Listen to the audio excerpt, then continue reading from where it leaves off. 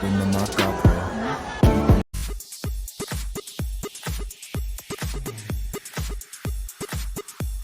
Mga mami nahuli kam sa restaurant kung paano kinilig sa mga larawan ni Ken.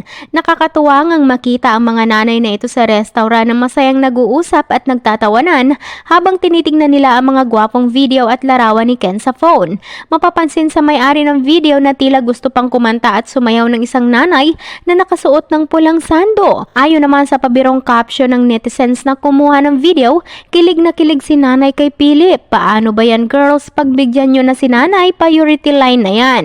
Komento naman ng isa, hala ang cute nila mami. Sino bang hindi kikiligin sa isang Philip kahit anong generation pa yan? Narito naman ang video at iba pang mga komento mula sa mga netizens. Pinamaka ko. Ano sa luha ko. Di ka pa nakunin.